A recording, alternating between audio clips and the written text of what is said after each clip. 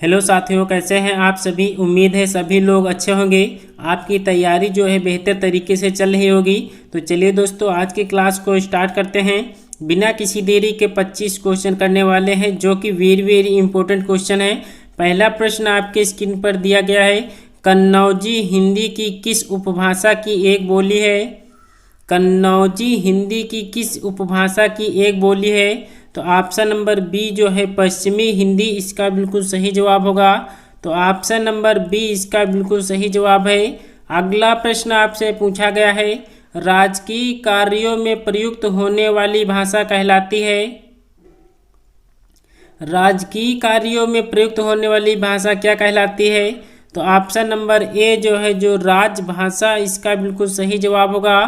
Option number A इसका बिल्कुल सही जवाब है। अगला प्रश्न आपसे पूछा गया है, हिंदी अपनी किस बोली का मानक रूप है। हिंदी अपनी किस बोली का मानक रूप है। तो यहाँ पर खड़ी बोली इसका बिल्कुल सही जवाब होगा। ऑप्शन नंबर बी इसका बिल्कुल सही जवाब है। अगला प्रश्न आपसे पूछा गया है, निम्नलिखित में से कौन पूर्वी हिंदी की बोली नहीं है। कौन सी बोली जो है पूर्वी हिंदी बोली के अंतर्गत नहीं आती है। नीचे दिए गए ऑप्शन में से सही जवाब करना है। तो ऑप्शन नंबर ए जो है ब्रज जो है ये पूर्वी हिंदी बोली के अंतर्गत नहीं आती है। अवधी, बघेली, छत्तीसगढ़ी ये तीनों जो है पूर्वी हिंदी की बोली हैं। तो ऑप्शन नंबर ए इसका बिल्कुल सही जवाब होगा। अगला प्रश्न आपसे पूछा गया है, मेवाती हिंदी किस उपभाषा वर्ग की है। किस उपभाषा वर्ग की है ये आपसे पूछा गया है। तो मेवाती हिंदी जो है ये राजस्थानी उपभाषा की एक बोली है। तो ऑप्शन नंबर डी इसका बिल्कुल सही जवाब होगा। अगला प्रश्न का जवाब करना है, कौन सी बोली हिंदी की उपभाषा पहाड़ी में नहीं है।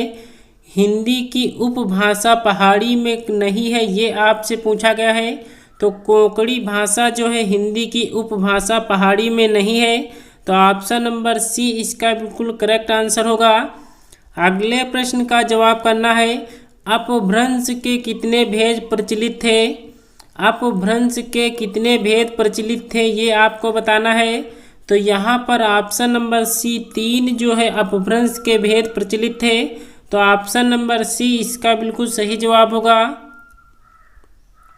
अगला प्रश्न आपसे पूछा गया है, निम्नलिखित में से कौन सही शब्द है।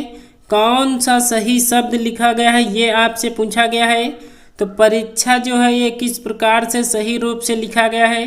तो ऑप्शन नंबर बी जो है परीक्षा जो है शुद्ध रूप से इस प्रकार लिखा गया है, जो कि ऑप्शन नंबर बी में दिया गया है। तो ऑप्शन बी इसका बिल्कुल सही जवाब होगा। अगले प्रश्न का जवाब करना है, निम्नलिखित में कौन महाप्राण नहीं है।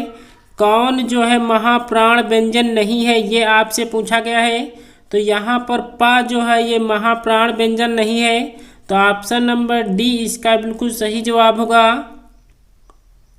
अगले प्रश्न का जवाब करना है, निम्न में से कौन एक अल्प प्राण ध्वनि है।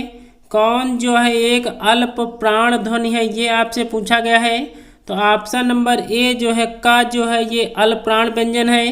तो ऑप्शन नंबर ए इसका बिल्कुल सही जवाब होगा। अगले प्रश्न का जवाब करना है, निम्न में से किस युग्म को अर्ध स्वर कहा जाता है। निम्न में से किस युग्म को अर्ध स्वर कहा जाता है। तो आप सभी को पता है ऑप्शन नंबर ए जो है या और वा को जो है अर्ध स्वर के रूप में माना जाता है। तो ऑप्शन नंबर ए इसका बिल्कुल सही जवाब होगा। निम्न में से कौन पार्श्विक वर्ण है। पार्श्विक वर्ण कौन सा है ये आपसे पूछा गया है। तो नीचे दिए गए ऑप्शन में से सही जवाब करना है।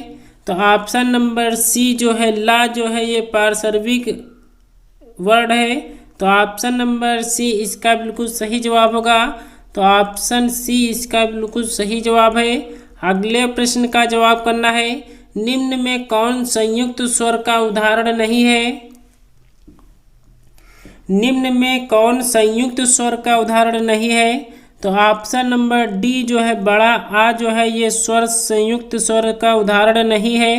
तो ऑप्शन नंबर डी इसका बिल्कुल सही जवाब होगा। अगले प्रश्न का जवाब करना है, उत्पत्ति के आधार पर शब्द के कितने भेद हैं? उत्पत्ति के आधार पर शब्द के कितने भेद हैं? नीचे दिए गए ऑप्शन में से सही जवाब करना है। तो उत्पत्ति के आधार पर शब्द के भेद जो है वो 5 होते हैं। तो ऑप्शन नंबर बी इसका बिल्कुल सही जवाब होगा। योग रूढ़ शब्द है, ये आपसे पूछा गया है। तो कौन सा शब्द जो है योग रूढ़ शब्द है?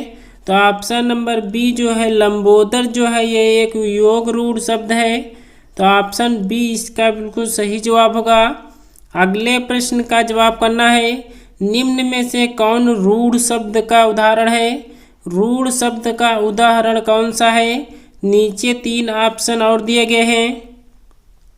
तो यहाँ पर जो है जल जो है ये रूढ़ शब्द है। तो ऑप्शन नंबर बी इसका बिल्कुल सही जवाब होगा। अगला प्रश्न आपसे पूछा गया है। निम्नलिखित शब्दों में कौन सा शब्द देशज नहीं है? कौन सा शब्द देशज शब्द नहीं है, ये आपसे पूछा गया है।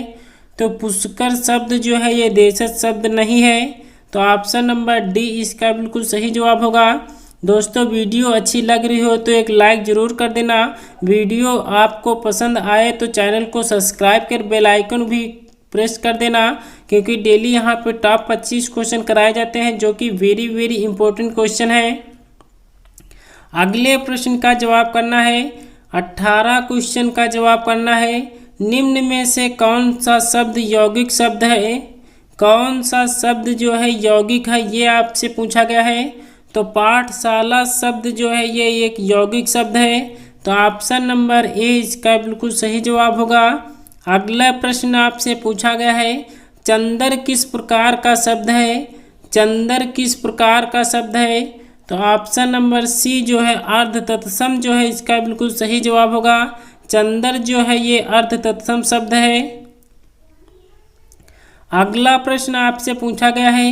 कबूतर किस भाषा का मूल शब्द है?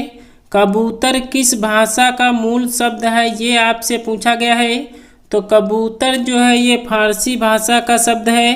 तो ऑप्शन नंबर ए इसका बिल्कुल सही जवाब होगा। अगले प्रश्न का जवाब करना है। निम्न में से कौन देशज शब्द नहीं है? देशज शब्द कौन सा नहीं है? तो ऑप्शन नंबर सी चरखा जो है ये देशज शब्द नहीं है। दूध वाला रचना की दृष्टि है। दूध वाला रचना की दृष्टि से ये कैसा शब्द है? तो ऑप्शन नंबर कौन सा इसका सही जवाब होगा? तो दूध वाला ये भी जो है एक यौगिक शब्द है। तो ऑप्शन नंबर बी इसका बिल्कुल करेक्ट आंसर होगा। अगले प्रश्न का जवाब करना है। सूर्योदय का संधि विच्छेद क्या है? सूर्योदय का संधि विच्छेद आपसे पूछा गया है।